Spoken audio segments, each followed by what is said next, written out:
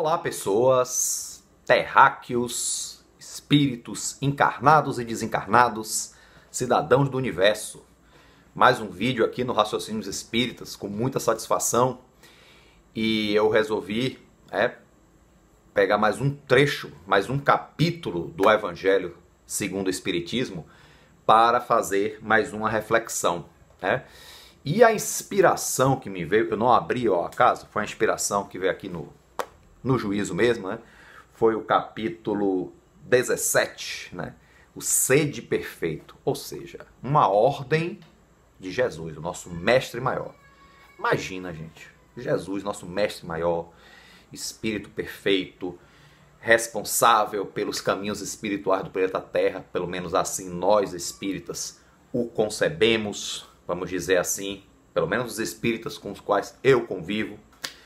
Então está aí um modelo e guia nosso, um modelo maior de evolução espiritual. Ou seja, para a gente, perfeito. Talvez para universos maiores aí ele ainda tem o que evoluir, porque isso que é evolução, continua ao infinito, não se sabe se tem o último degrau. Mas para nós, pelo menos, Jesus é um espírito perfeito. E ele olha para a gente e diz: sede perfeito. Tu também. Falei, rapaz, pense aí. Pense aí. Nós sermos perfeitos. Porque Jesus está mandando. Está sendo assim, incisivo. Não autoritário, mas incisivo. Imperativo. E aí você vai pensar, poxa, mas como é que eu vou ser perfeito, Será que é assim, se eu me arrumar, ficar mais bonito, ganhar dinheiro, se eu for uma pessoa mais simpática, tiver o sorriso? Não. Ser simpático ajuda, sorrir ajuda, claro. Mas não é isso, gente? Bom, queria ler só o trechinho, deixa eu botar aqui meus vidros oculares, que acho que no plano espiritual não vou precisar mais não, Nunca vi dizer que apareceu um espírito usando óculos, Só se usar só por charme, Só para lembrar a aparência dele da última encarnação. Mas estamos aqui no corpo físico, Que sempre aparece com suas limitações. Então vamos aqui, Para dar uma lidinha bacana, Ser perfeito, ótimo. Mas o que é ser perfeito, mestre? O que é ser perfeito? E aí ele vai dizer: amai os vossos inimigos. Foi tema de outro vídeo meu, a superação do ódio, Tem a ver com o amor dos inimigos. Quando a gente supera o ódio, o amor aos inimigos vem como consequência, Isso aí está no outro vídeo, superação do ódio. Fazer o bem para aqueles que vos odeiam, Está na mesma linha. E orai por aqueles que vos perseguem e vos caluniam. Pesado, hein, gente? É pesado, mas vamos lá.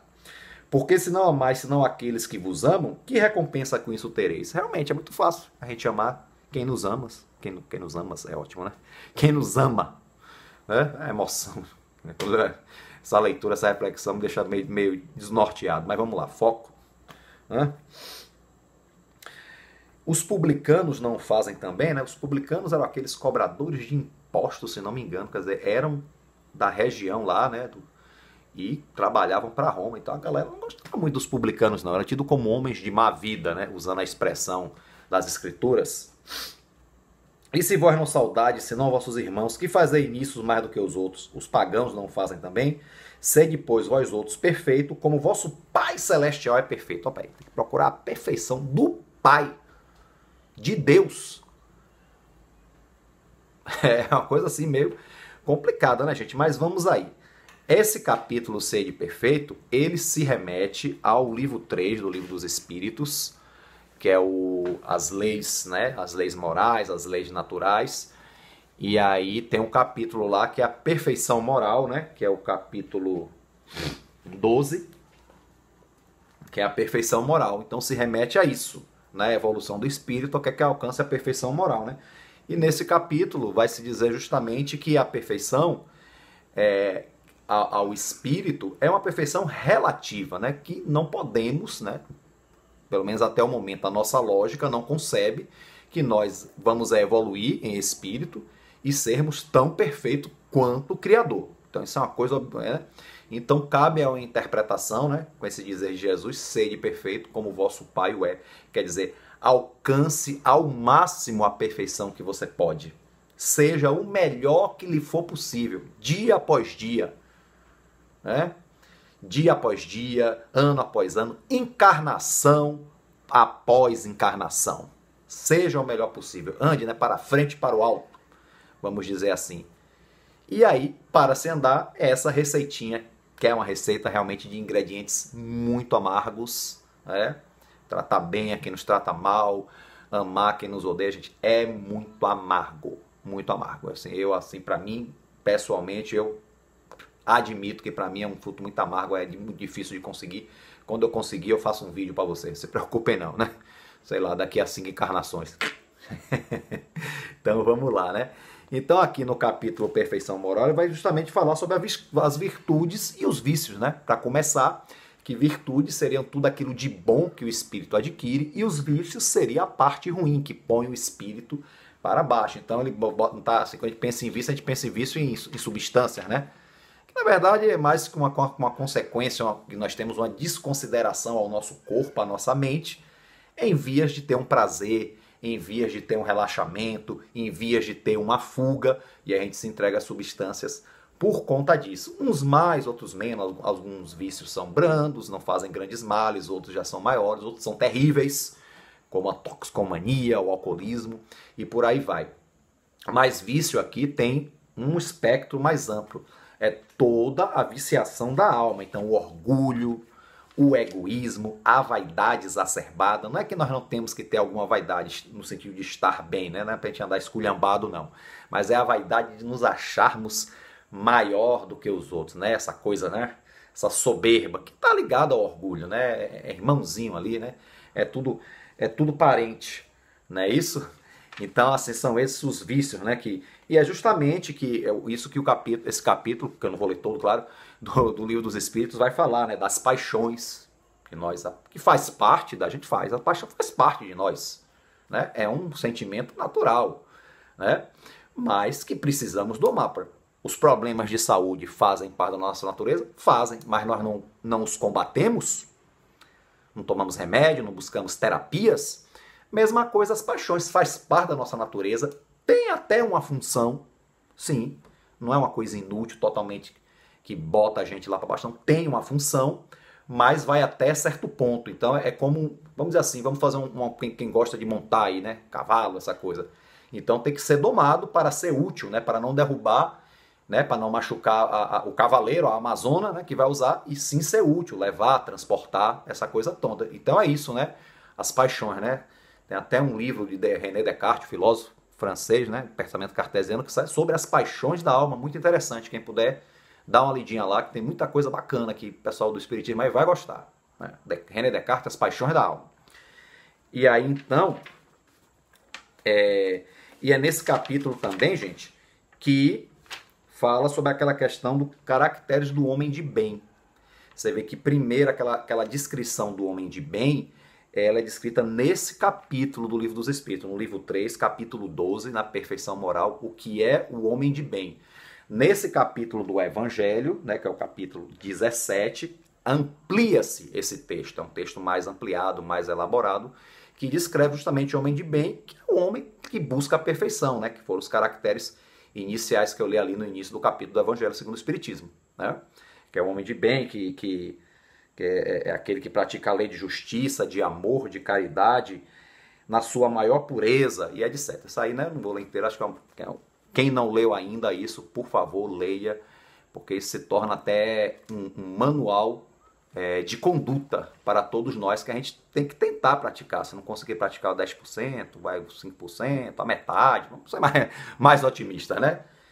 E também tem aquela parte do autoconhecimento com Santo Agostinho, que também no vídeo do Superação do Ódio foi o que eu comentei, né?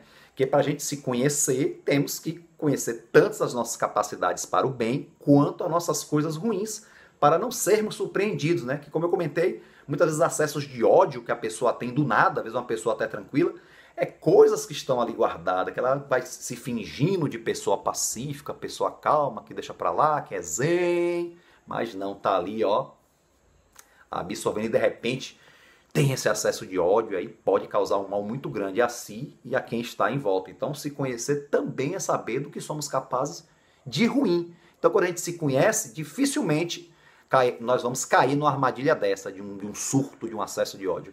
E quando a gente consegue domar o nosso ódio, naturalmente o perdão aos inimigos virá. Por quê? Porque a gente vai compreender que tudo que se faz de ruim, o universo traz de volta, que não precisa a nossa vingança para que